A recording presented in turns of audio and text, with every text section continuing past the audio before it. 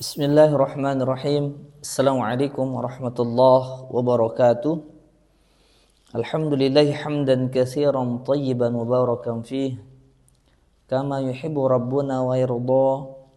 Asyhadu an la ilaha illallah wahdahu la syarika lah wa asyhadu anna Muhammadan abduhu wa rasuluh. Allahumma salli ala nabiyyina Muhammad wa ala alihi wa sahbihi ومن تبعهم بإحسان إلى يوم الدين أما بعد فقد قال الله تعالى في كتابه الكريم يا أيها الذين آمنوا اتقوا الله حق تقاته ولا تموتن إلا وأنتم مسلمون. Kaum muslimin yang semua dirahmati Allah Subhanahu wa taala, kita bersyukur pada Allah Rabbul Alamin dengan segala kebaikan-kebaikan, dengan segala nikmat-nikmat yang kita rasakan sampai detik ini. Dan semua kebaikan-kebaikan tersebut, semua nikmat-nikmat tersebut tidak lain datangnya dari Allah Subhanahu wa taala.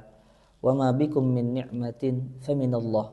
Dan apa saja nikmat yang kita rasakan sampai detik ini kaum muslimin adalah dari Allah Subhanahu wa taala. Maka mari kita bersyukur pada Allah dengan segala kebaikan-kebaikan, dengan segala kenikmatan-kenikmatan yang Allah berikan kepada kita. Dan tentunya juga kaum muslimin, kita bersyukur pada Allah Subhanahu wa taala atas ujian yang Allah berikan kepada kita.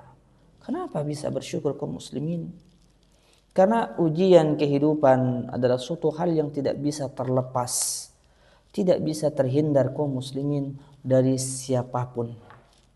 Entah bagaimanapun kondisinya, dia seorang raja, dia seorang rakyat, dia seorang pejabat, dia seorang yang kaya atau miskin, tetap pasti akan diuji oleh Allah Subhanahu wa taala. Lalu pertanyaannya adalah, kita bertanya kenapa kita diuji terus-menerus? Sebelum kita menjawab kaum muslimin, ya, kita harus paham bahwasanya kehidupan ini adalah Allah Subhanahu wa taala menciptakan apa yang ada di alam semesta semuanya untuk menguji manusia secara umum. Dan begitu banyak ayat-ayat Allah Subhanahu wa taala yang menjelaskan bagaimana kita diuji oleh Allah Subhanahu wa taala di muka bumi ini. Dan bahkan dunia atau tempat kita berpijak saat ini disebutkan sebagai darul bala atau darul ibtila, tempatnya ujian. Di antara ayat-ayat Allah Subhanahu wa taala yang menyebutkan bahwasanya kita untuk diuji kaum muslimin. Di dalam surah Al-Anbiya ayat 35 Allah menyebutkan kullu nafsin dha'iqatul maut wa nabluukum bisyarri wal khairi fitnah wa ilaina turja'un. Setiap yang berjiwa yang akan merasakan kematian, kami akan menguji kamu dengan keburukan dan kebaikan sebagai cobaan yang sebenar-benarnya, dan hanya kepada kamilah kamu akan dikembalikan. Kemudian di dalam ayat yang lainnya Allah juga berfirman di dalam surah Al-Mulk ayat 1 dan 2 Allah menyebutkan tabarakalladzi biyadihil mulk wa huwa ala kulli syai'in qadir alladzi khalaqal mauta wal hayat liyabluwakum ayyukum ahsanu amala wa huwal azizul ghafur. Maha suci Allah yang di tangannya lah segala kerajaan dan dia maha kuasa atas segala sesuatu, yang menciptakan mati dan hidup untuk menguji kamu. Siapa di antara kamu yang lebih baik amalnya? Dan dia Allah adalah zat yang maha perkasa lagi maha pengampun. Dan banyak lagi kaum muslimin ayat-ayat Allah Subhanahu wa taala, ya, yang menyebutkan bahwasanya kita untuk diuji. Kita untuk diuji Allah Subhanahu wa taala. Dan dari sini kita bisa pahami bahwasanya semua yang ada di alam semesta ini adalah perangkat yang Allah siapkan untuk menguji kita. Maka timbul pertanyaan setelah itu kaum muslimin, ya, apa atau kemudian ada musibah dan ujian, ya. Setelah itu untuk apa kemudian ada musibah dan ujian? Sebelum kita menjawab hikmah di balik tujuan dari musibah, dari ujian yang Allah timpakan kepada kita kaum muslimin, kepada manusia, ada hal yang harus kita pahami, ada hal yang harus kita sadari bahwasanya Allah Subhanahu wa taala adalah zat yang memiliki nama-nama yang mulia. Di antara nama-nama tersebut adalah Al-Hakim, Al-Khabir, dan Al-Latif. Al-Hakim kaum muslimin adalah nama Allah Subhanahu wa taala, adalah maknanya hikmah, adil, ya, penuh hikmah. Tidaklah Allah Subhanahu wa taala menakdirkan segala sesuatu kecuali karena ada hikmah yang sangat tinggi, sangat besar di baliknya. Yang kita perlu melakukan perenungan yang dalam untuk mengetahui hikmah-hikmah yang Allah inginkan. Kadang Allah membuka hikmah-hikmah tersebut dan kebanyakan Allah tidak membuka hikmah-hikmah tersebut. Al-Khabir, ini nama Allah yang artinya kalau kita pahami adalah fakar, ya, pakar dan ahli atau maha teliti, ya, yang mana makna ini menunjukkan bahwasanya Allah Subhanahu wa taala maha teliti, maha pakar terhadap apa yang Allah Subhanahu wa taala ciptakan, apa yang Allah Subhanahu wa taala lakukan. Tidak hanya semata-mata melakukan ini dan itu, tidak ada hikmah. Allah maha tahu apa yang Allah Subhanahu wa taala lakukan terhadap hamba-hambanya. Allah berfirman di dalam ayatnya surah Al-Mulk ayat 14, "Ala ya'lamu man khalaqa wa huwal latiful khabir." Apakah pantas Allah yang menciptakan itu dan dia tidak mengetahui apa yang diciptakan, dan dia maha lembut dan maha mengetahui. Al-Latif kaum muslimin adalah maha lembut. Maksudnya adalah Allah Subhanahu wa taala menggiring sesuatu kepada hambanya dengan begitu lembut sampai sang hamba tidak merasakan suatu kenikmatan di dalam sebuah musibah tersebut. Nah, dari ketiga nama tersebut kaum muslimin, dari sifat-sifat Allah tersebut, ya, kita bisa mengambil analogi, satu analogi, ya. Seorang raja ketika mengambil sebuah keputusan yang sangat besar, yang mana rakyatnya merasakan ini keputusan yang tidak benar, tapi sang raja mengambil keputusan tersebut melihat dari segala sisi, segala aspek. Namun menurut rakyat ini kenapa begini? Tapi akan disadari oleh sang rakyat atau para rakyat ketika sudah berlalu. Nah, ini Allah Al-Latif, Allah Al-Khabir, Allah Al-Hakim. Yang mana Allah Subhanahu wa taala mengatur semuanya, dan kadang kita menyadari semua yang Allah berikan tersebut ketika sudah lewat. Oh, ternyata Allah memberikan kita ujian begini dan begitu untuk ini dan itu. Kadang terlewat ketika kita sudah lewat ujian tersebut. Kenapa kaum muslimin kita tidak memiliki ilmu, kerendahan ilmu kita tidak sampai kepada apa yang Allah inginkan kepada kita. Sebagai contoh kecil, ya, ketika kisah Nabi Musa alaihissalam dan Nabi Khidir dalam Al-Quran, Allah ceritakan bagaimana Nabi Musa ingin belajar pada Nabi Khidir alaihissalam.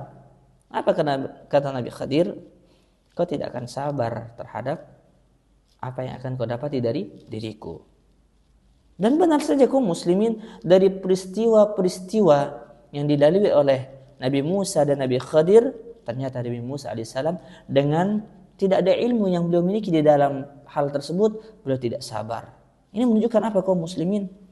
Kita sebagai manusia, karena minimnya ilmu dan rendahnya pengetahuan kita tentang pengaturan Allah, kadang ujian atau musibah tersebut kita merasa tidak terima, wali'udzubillah. Atau kadang kenapa kita selalu diuji?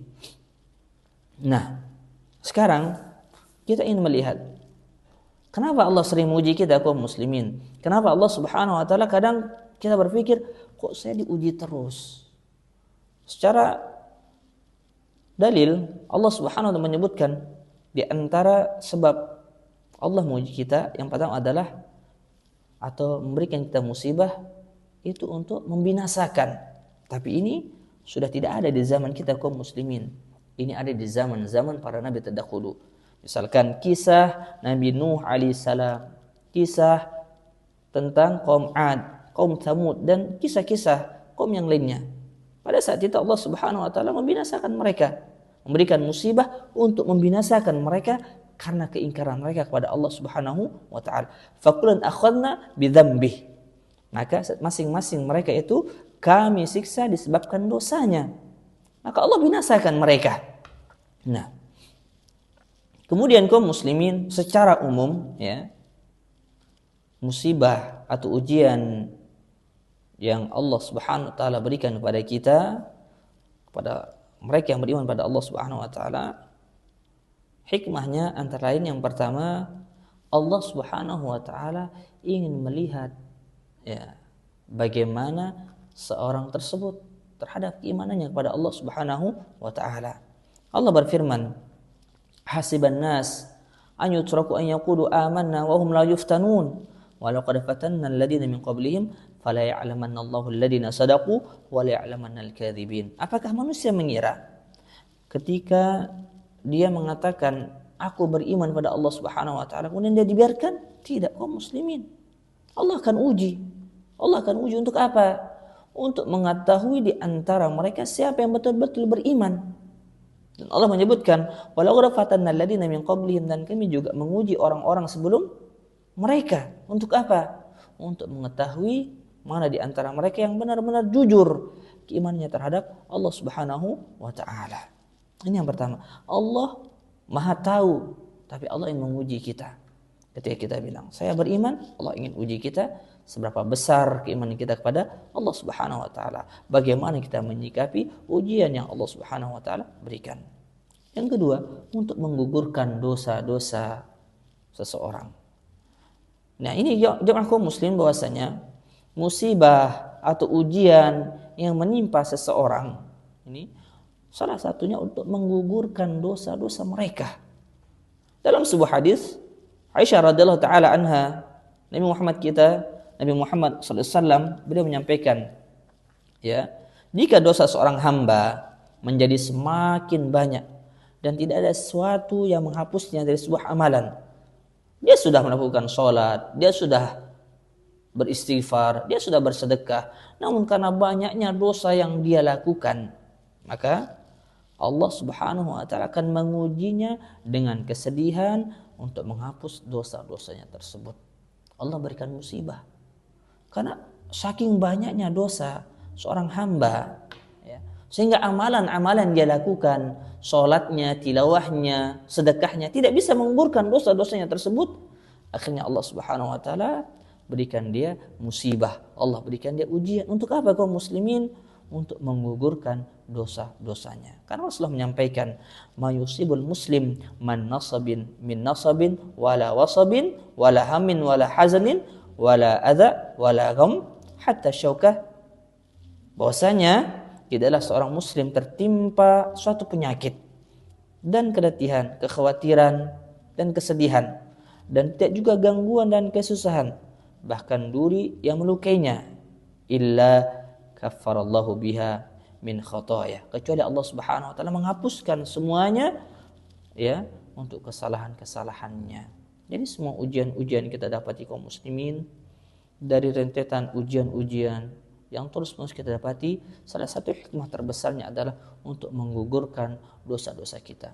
Karena amalan-amalan kita lakukan belum bisa menghapus dari dosa-dosa kita tersebut. Semoga Allah Subhanahu wa taala berikan kita hidayah dan taufik kaum muslimin untuk terus bersabar, berbaik sangka kepada Allah terhadap setiap ujian-ujian yang Allah berikan kepada kita, sehingga semua kesalahan-kesalahan, semua dosa-dosa terhapuskan dengan ujian-ujian dan musibah-musibah yang Allah berikan kepada kita.